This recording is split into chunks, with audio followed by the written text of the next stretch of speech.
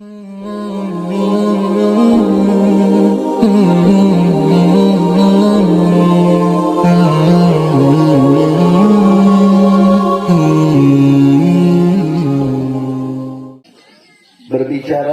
tentang al-imtihan wal ikhtibar, yang tidak lain kaitannya adalah bagaimana kita semuanya, khususnya kaum muslimin muslimat, menjadikan kehidupan ini sebagai persiapan kita untuk menghadap kematian. Kehidupan ini sebelum kita berjumpa kepada Allah, maka diperlukan dengan adanya pembekalan, diperlukan yang namanya persiapan. Pembekalan dan persiapan apa yang akan kita haturkan kepada Allah dan yang akan diterima oleh Allah tidak ada lain adalah persiapan dan pembekalan di dalam setiap individu muslim dan muslimah dengan mereka mempelajari, mengaji dan mengkaji akan ilmu Allah Subhanahu wa ta'ala. Karena pendidikan ilmu agama ini adalah prioritas yang harus diunggulkan di dalam kehidupan kita sebelum yang lainnya. Oleh karena itu, ilmu agama ini tidak bisa didapatkan dengan kita berangan-angan. Ilmu agama ini tidak bisa didapatkan dengan kita berandai-andai atau kita hanya bermimpi, berkhayal. Sehingga ulama mengatakan lau kana nural ilma yanalu bil muna, seandainya cahaya ilmu Allah itu didapatkan dengan berandai-andai, maka yabqa fil bariyati jahilu, maka yang akan terjadi di atas permukaan bumi ini banyak orang yang bodoh. Dan orang yang bodoh itu akan banyak. Karena orang tidak perlu lagi belajar bersama kiai. Orang tidak lagi perlu belajar memasukkan anaknya ke yayasan ataupun ke lembaga-lembaga Islam. Cukup berangan-angan, cukup di atas bantal sambil melihat ke langit tanpa ada usaha. Seandainya itu, maka banyak orang-orang bodoh ini tidak perlu lagi datang kepada para ulama, tidak perlu lagi bertalaqi, belajar langsung, berbaiat langsung kepada guru-guru yang mereka tentukan. Makanya dikatakan ijhad wala taksal wala takun ghafila. Bersungguh-sungguhlah di dalam menuntut ilmu dan jangan menjadi orang yang suka lalai. Jangan menjadi orang yang suka hanya tiduran. Jangan menjadi orang yang suka berangan-angan dan bermimpi. Fanadamatul uqbah liman yatakassal. Dan akhir daripada penyesalan itu bagi orang-orang yang malas. Makanya orang-orang yang malas sudah dipastikan tidak akan pernah mendapatkan ilmu. Orang yang tidak ada keinginan untuk belajar agama tidak akan mungkin mendapatkan ilmu. Karena ilmu ini bukan diwarisi tapi dipelajari. Ilmu itu bukan menjadi warisan. Belum tentu kita anaknya kiai, anaknya ustaz, anaknya habib, kemudian kita menjadi anak mereka, para ulama, kita bermalas-malasan. Oh, gak bisa. Karena ilmu bukan warisan, tetapi ilmu harus dipelajari. Ilmu itu harus kita cari, harus kita raih. Makanya perintah utlubul ilma minal mahdi ilal lahdi, tuntutlah ilmu dari mulai tiang ayunan sampai kau berada di tiang lahat. Kalaulah kita melihat dari segelintir orang yang mungkin dia memiliki lelehan darahnya para ulama, kemudian dia tidak belajar, tiba-tiba dia alim, itu adalah hamba pilihan.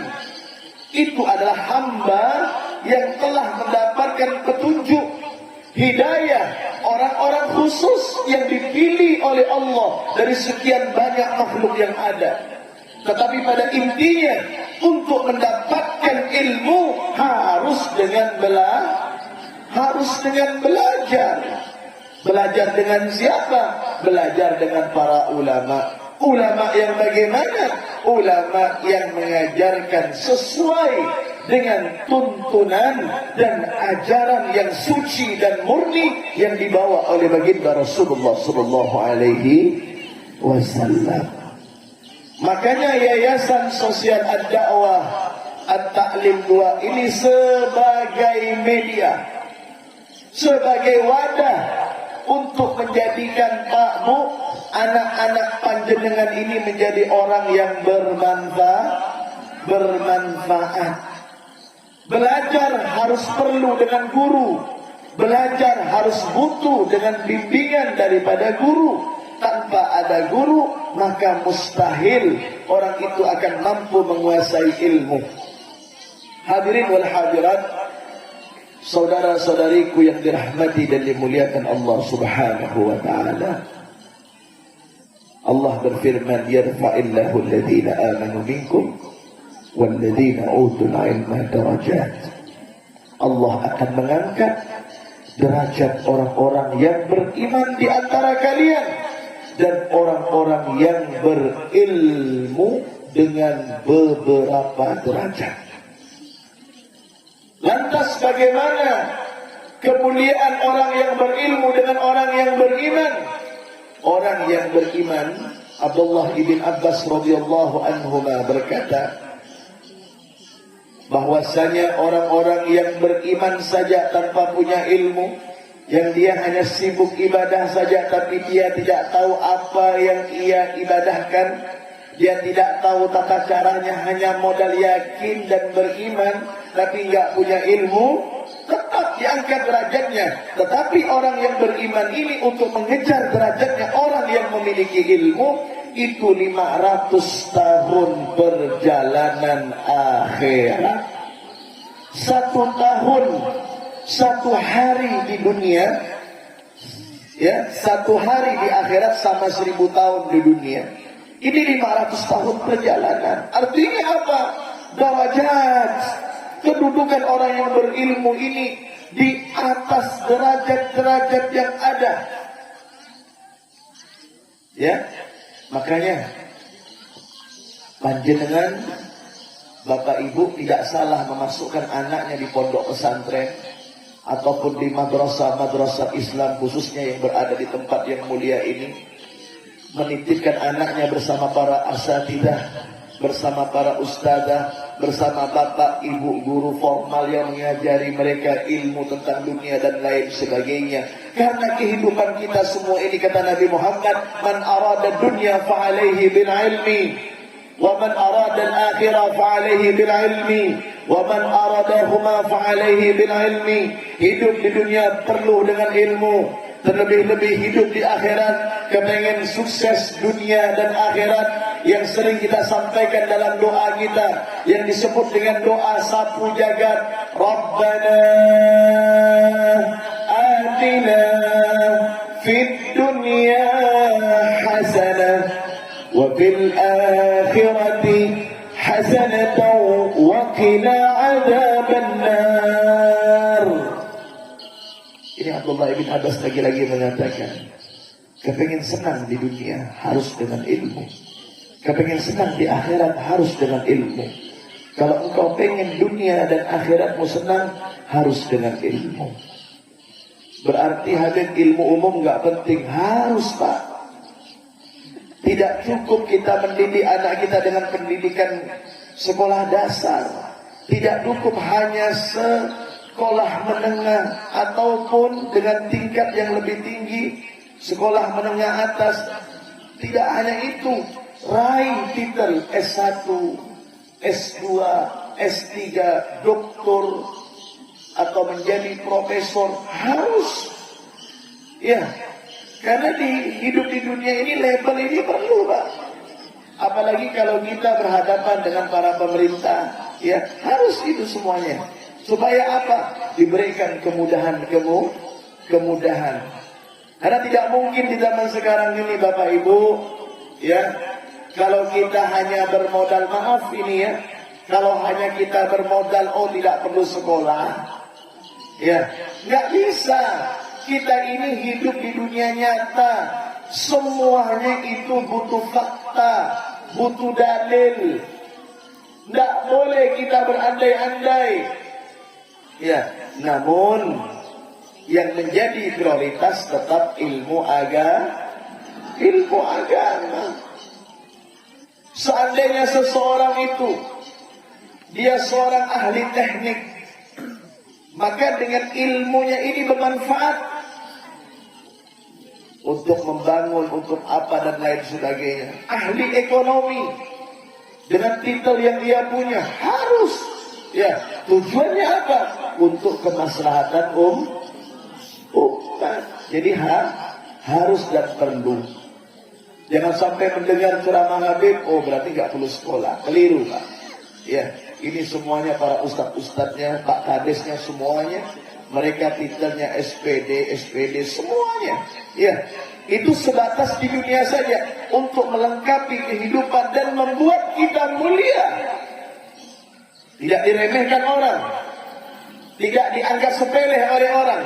Dengan urusan-urusan yang berhubungan dengan apapun akan dipermudah kalau kita memiliki ilmu dunia tersebut. Tetapi kembali lagi kepada laptop, ilmu akhirat adalah prioritas. Itu yang pertama. Yang kedua, saya menyampaikan kepada anak-anak kami, Dek, ini adik-adik kita yang Masya Allah wajahnya masih lugu, yang Insya Allah mereka nggak punya dosa, ya, wajah-wajah mereka yang penuh harapan, dan di atas pundak mereka nantinya, ya, mereka akan menjadi pemimpin umat, mereka akan menjadi presiden, mereka akan menjadi menteri, mereka akan menjadi gubernur, mereka akan menjadi wali kota, bupati, Pak Kades, Pak Camat, dan insya Allah akan menjadi orang yang bermanfaat, terlebih-lebih menjadi ulama dan pewaris dari para Nabi Muhammad, para Nabi Sallallahu Alaihi Wasallam, insya Allah. Maka ini Habib pesan ya nak, kalian belajar di pondok pesantren ini, belajar di madrasah ini, kalau kepengen ilmunya barokah ada 3 syarat. Ya, Habib, bagaimana agar ilmu kami bisa barokah, ilmu kami bisa bermanfaat? Ada 3 syarat. Yang pertama, ta'zimul ilmi, memuliakan ilmu. Belajar ilmu agama harus betul-betul dan sungguh-sungguh, karena ilmu agama ini lebih menyentuh kepada rohania kita, lebih menyentuh kepada qalbi kita, kepada hati kita. Di saat rohania seseorang telah disentuh dengan ilmu agama, di saat hati seseorang telah terkena dengan ilmu agama, secara otomatis jasadnya akan berubah menjadi baik. Itu secara otomatis itu. Karena ilmu agama ini akan mampu mendeteksi, akan mampu masuk di dalam relung-relung urat-urat orang-orang yang beriman, yang di dalam hatinya dan di dalam pikirannya serta di dalam rohaninya mendapatkan petunjuk daripada Allah Subhanahu wa taala. Harus memuliakan ilmu. Kemudian di saat kita berhadapan dengan guru kita, maka yang perlu kita jaga nak, adalah bagaimana kondisi kita. Usahakan di saat belajar, apalagi memegang Al-Quran, dalam keadaan berwudu. Jangan kita mengaji Al-Quran alif, ba, ta, ta, atau mengaji alif lam mim, dzalikal kitabula sampai selesai, tapi kita ngaji nggak pakai air wudu, maka ilmu itu tidak akan pernah masuk. Nabi Musa alaihi salam pernah disebutkan di dalam kitab Fawaidul Mukhtarah yang ditulis oleh guru mulia kami Al-Habib Adi bin Habib Hasan bin Ahmad Baharun. Beliau mengatakan apa di dalam kitab tersebut? Nabi Musa alaihi salam dinasihati oleh Allah, ya Musa, idza asabatka musibah la talumanna illa nafsak wa anta bighairi wudu. Hei Musa, kalau engkau mendapatkan musibah, di antara musibah yang paling terbesar, ya, bukan hanya kejadian-kejadian yang sifatnya pribadi yang kita dapat, bukan hanya hidup miskin, bukan hanya kecelakaan, bukan hanya ini dan itu dan lain sebagainya, tetapi musibah yang paling terbesar yang didapatkan, dirasakan bagi seorang murid dan santri adalah ilmunya tidak diberikan manfaat oleh Allah Subhanahu wa ta'ala. Ini melebihi daripada penyakit-penyakit yang berat. Ini melebihi daripada kantong kita nggak ada duit. Ini melebihi dari apapun musibah yang ada. Di saat seorang murid, di saat seorang santri tidak mendapatkan ilmu yang bermanfaat, ini adalah musibah yang terbesar. Kenapa itu bisa terjadi? Karena di saat dia belajar, dia tidak mempersiapkan rohaninya, hatinya, dan dirinya untuk memuliakan daripada ilmu. Paham ya nak? Ya, harus berwudu belajar itu ya. Apalagi memegang Al-Qur'an, memegang kitab hadis, tafsir dan lain sebagainya daripada kitab-kitab para aslaf kita.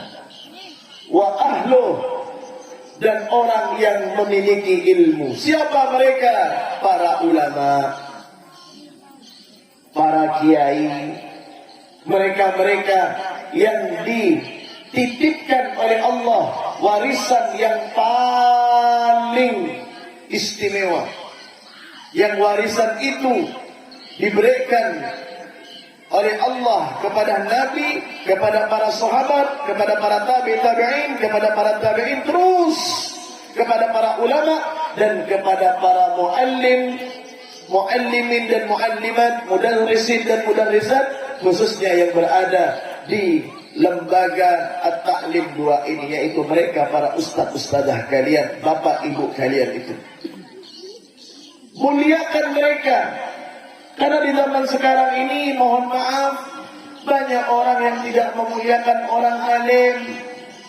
Orang alim dianggap sepele, orang alim diabaikan, bahkan bersalaman dengan orang alim pun seperti bersalaman dengan kawannya.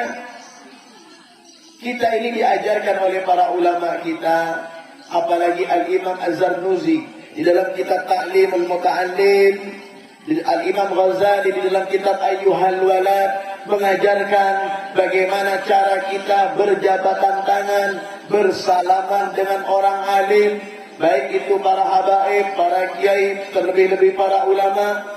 Jangan sampai kepala kita ini setara dengan kepalanya. Lantas gimana? Tundukkan kepala kita, ambil tangannya, cium.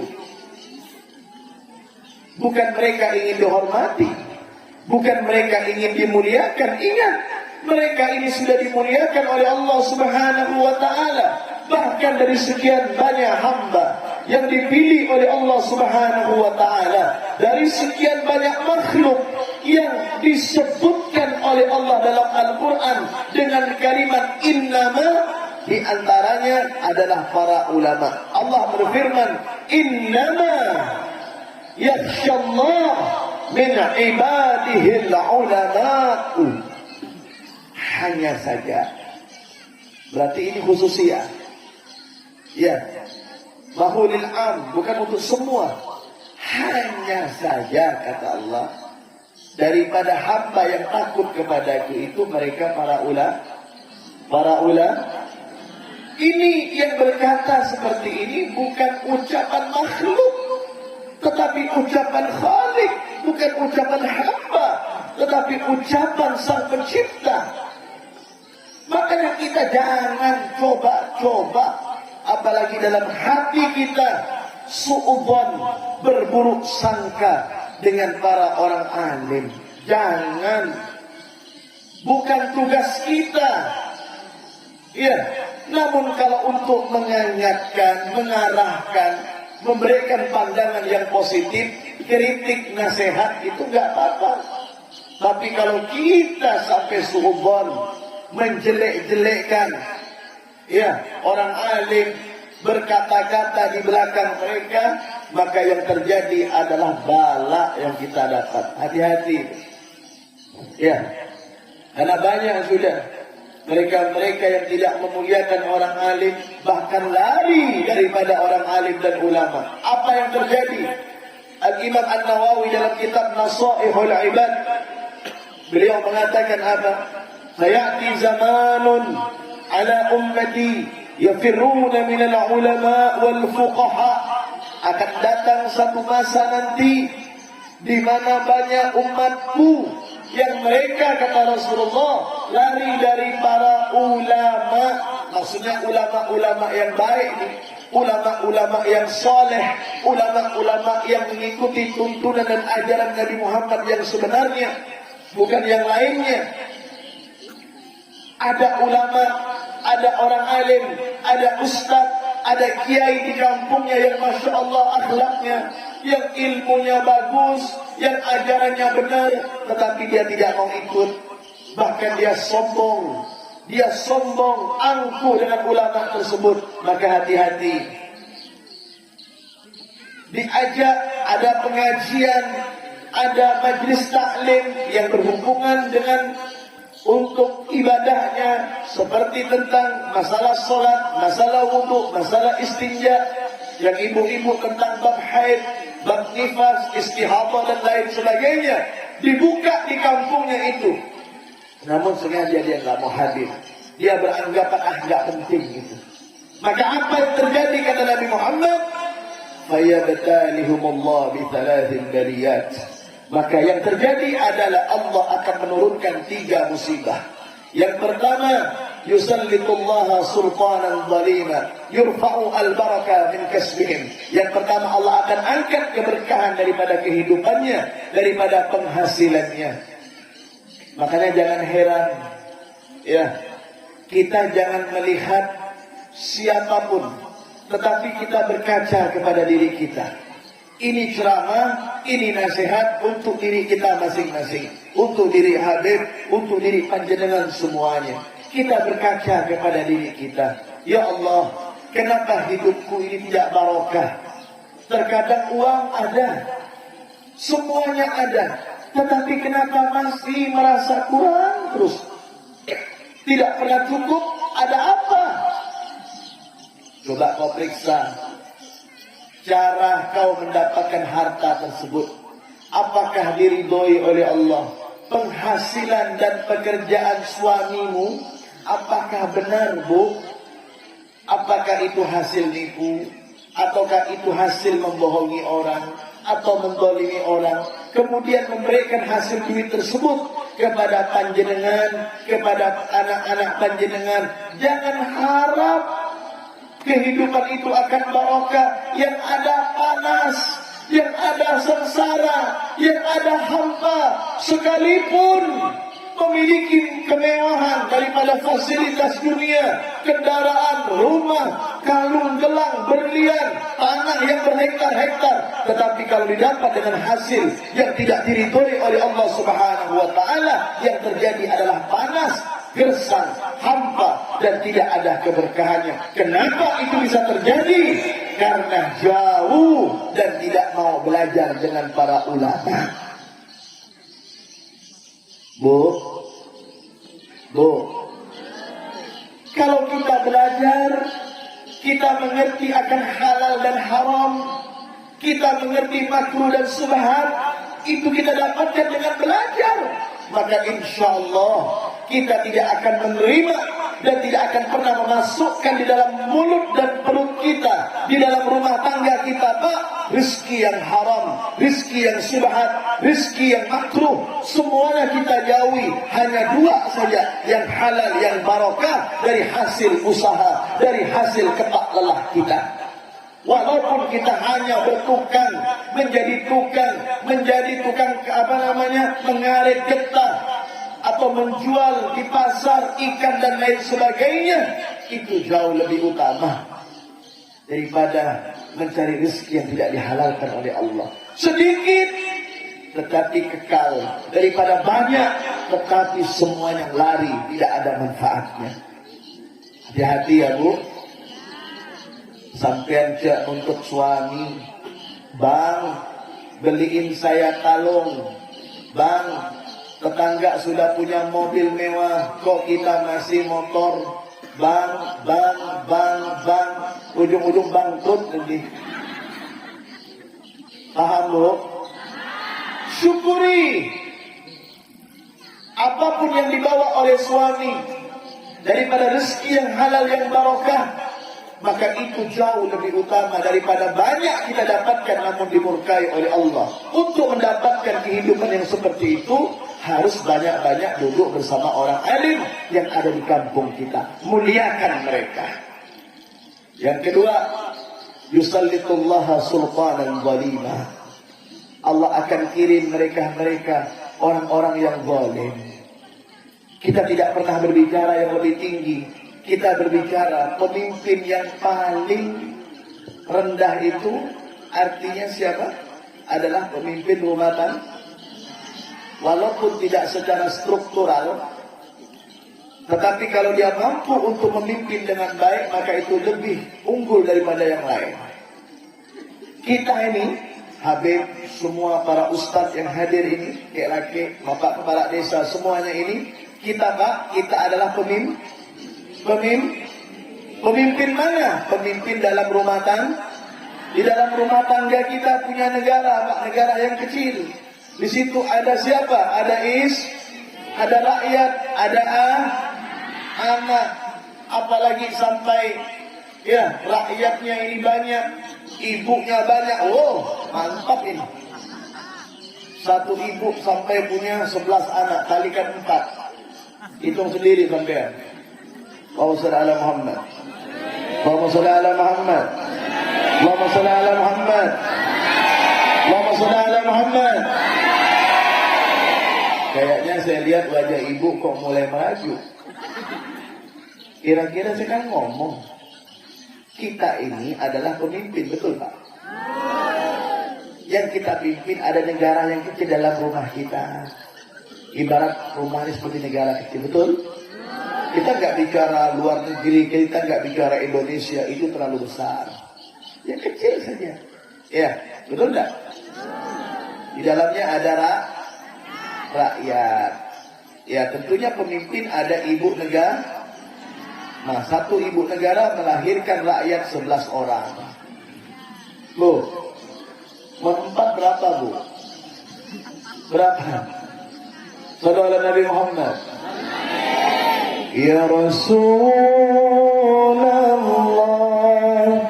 salamun alaik,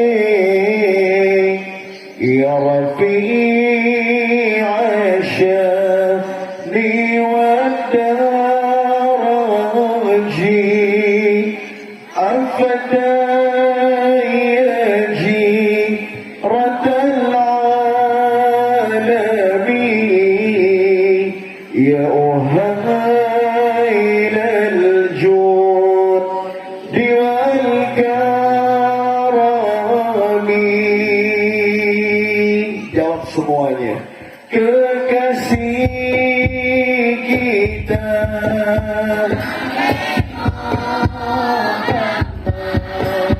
pemimpin kita,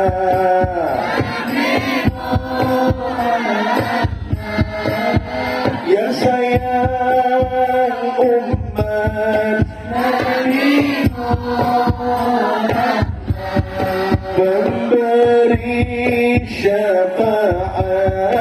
Nabi Muhammad ya Rasulullah, salamun alaik.